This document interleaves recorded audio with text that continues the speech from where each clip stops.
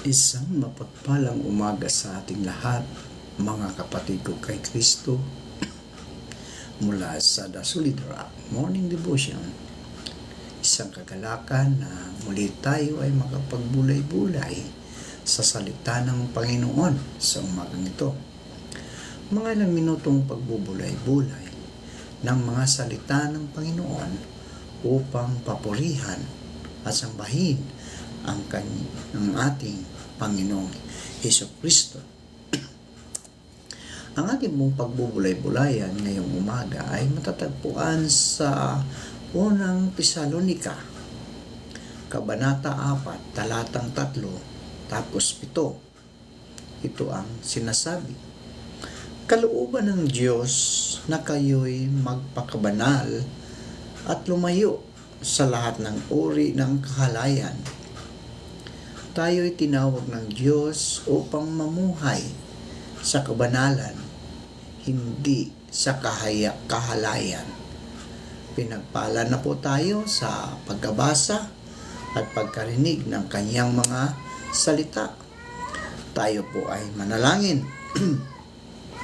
Diyos na mapagmahal sa lahat, muli o Diyos, naririto ang iyong mga anak upang ikaw, Panginoon, ay sambahin sa magandang umaga na iyong ibinigay sa amin.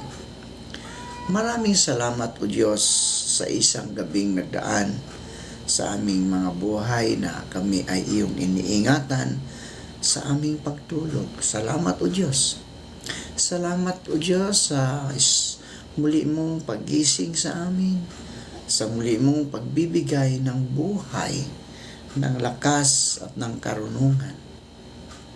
Panginoong Hesus, patuloy naming inilalapit sa inyo ang aming mga kaibigan na may mga karamdaman, may mga sakit.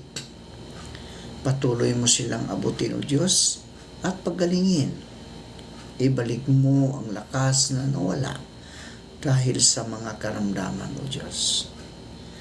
Gayon din po, Panginoon, sa mga kaibigan namin na nagsisihanda sa pagpasok sa kanilang mga trabaho, sa kanilang pagbabiyahe, Panginoon.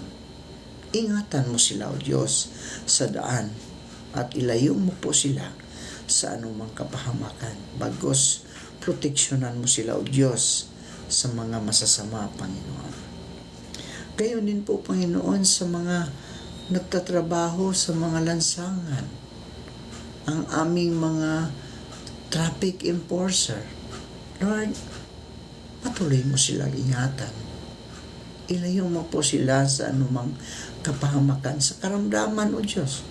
Lalong-lalo na prone sila sa mga pollution, sa mga usok, at sa init ng araw, Panginoon. Lalong-lalo na nagbabago ang takbo ng aming panahon ngayon. Sa sobrang init, ito po ay magkukos ng isang karamdaman ng heat stroke, Panginoon.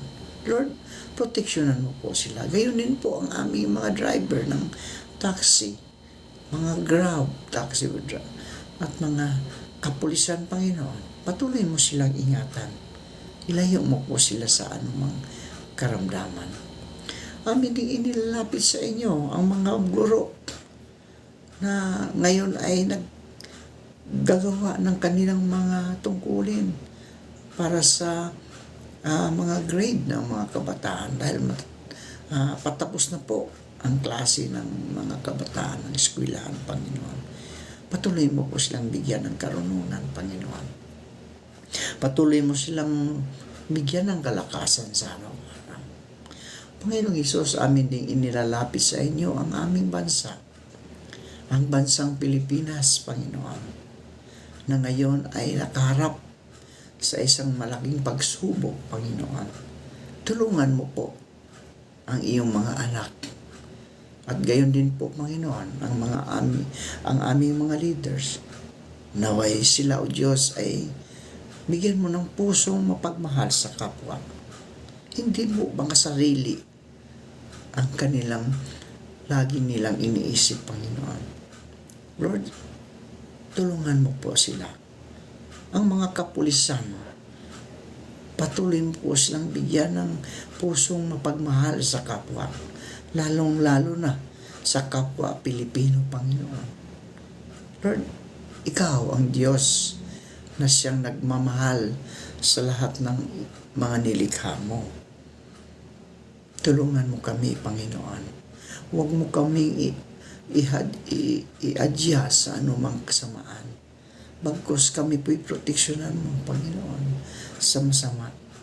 Ikaw ang siyang maghari sa bansang Pilipinas, Panginoon. Kaya din po, Panginoon, aming inilalapit sa inyo ang mga kaibigan naming mga nagtatrabaho sa ibang bansa, ang mga OFW. Patuloy mo po silang ingatan doon sa ibang bansa. Ilayo mo po sila sa anumang kapahamakan, O Diyos.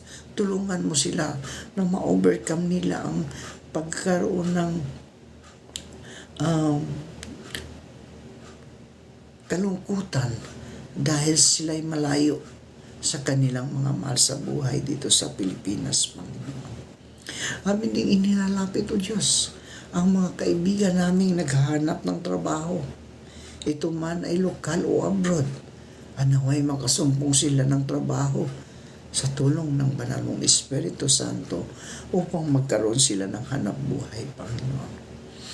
Amin ding inilalapit sa inyo ang aming mga kaibigang mangingisda na sila'y ingatan mo sa laot ng karagatan, tulad ng pag-iingat mo sa iyong mga apostol na naroon sa laot nang ang malakas na hangin o bagyo ay kanilang naranasan at ito'y iyong pinahinto. Gayon din po, Diyos, sa mga kapatid naming mga magsasaka. Patuloy mo po silang ingatan sa kanilang pagsaka, pagtatanim ng palay, prutas, gulay at iba pa, upang sila, O Diyos, ay magkaroon ng magandang ani, magandang buhay, Panginoon, para sa kanilang mga mahal sa buhay. Lord, maraming salamat po sa pangalan ni Jesus na aming Diyos at tagapagligtas. Amen.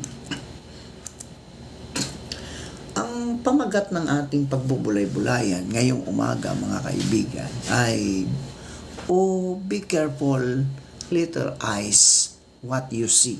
Yan. Be careful, little eyes, what you see.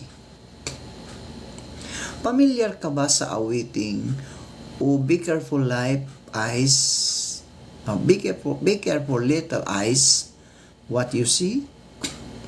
Luma, ngunit kilalang children's Bible song. Bible song ito na itinuturo hindi lang sa Christian churches, kundi pati na rin sa schools, no, sa mga paaralan. Amazingly, the message of this song still applies the generation natin ngayon. We have entered a digital era kung saan lahat ng kailangan at hinahanap mo nandyan, no? Click away na lang dahil sa internet. So one click away to get that dress you've been saving up for. That show style na trendy ngayon, that discounted flight to Japan, that online series you've been waiting for. Diba? Isang click mo lang sa internet, makakuha ka na ng isang discounted flight ng mga eroplano, mga 1 peso 1 peso fare. So, and that one pop up on the screen that caught your eyes. Sa simula, iniiwasan mo ang pop up, but something in that image attracted you into checking it further. After all, hindi naman masamang silipin ang laman ng website. Silip lang naman, di ba? Silip lang naman. But one look got you hooked, no? You found yourself visiting that site over and over again. You felt the adrenaline rush sa tuwing may bagong uploaded video and you watch it. Then, you started acting out what you saw.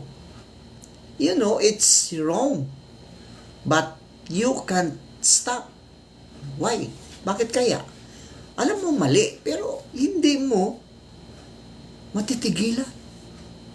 All you can say after watching it and feeling guilty was, oops, I did it again.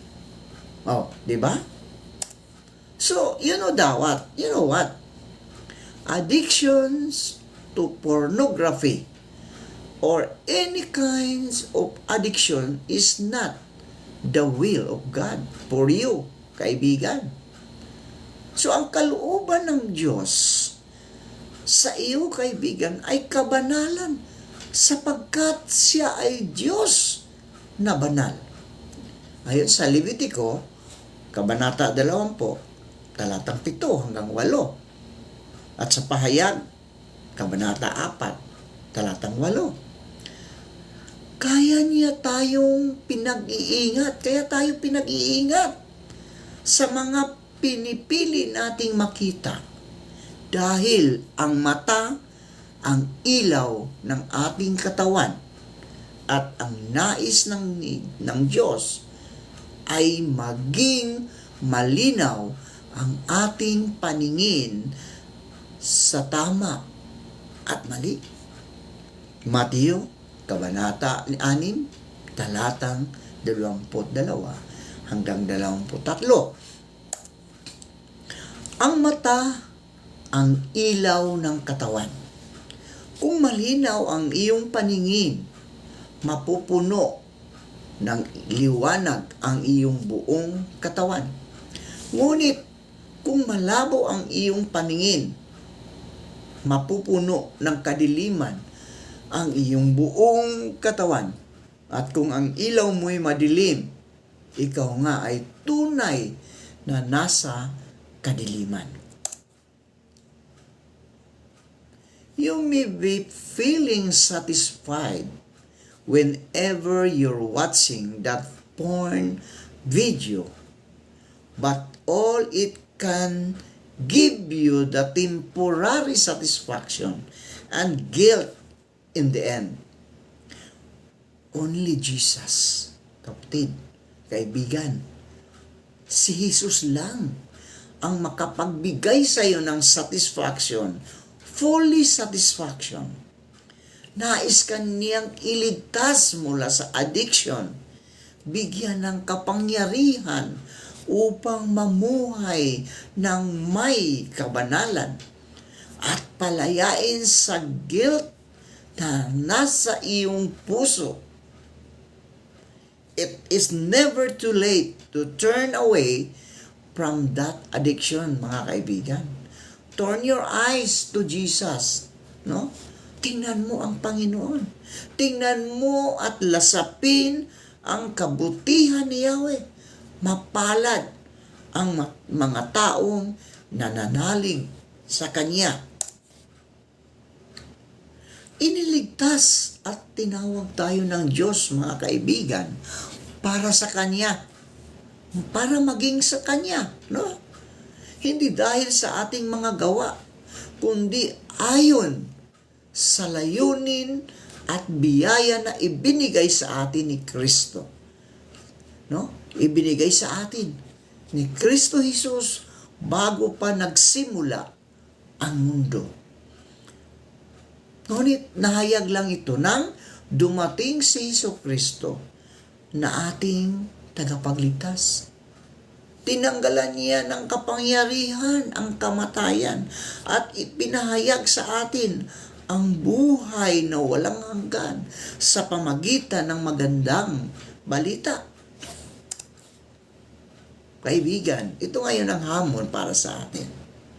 If you are struggling with addictions of pornography, pray for God. No? Manalangin ka para ikaw ay tulungan at magsisi ka sa pagiging addiction mo sa pornography or sa mga bawal na gamot, no? O paglalasing. No? Addiction, kaibigan, ay dangerous. Idulog mo, no? Idulog mo at iluhod mo 'yan sa ating Panginoong Jesucristo.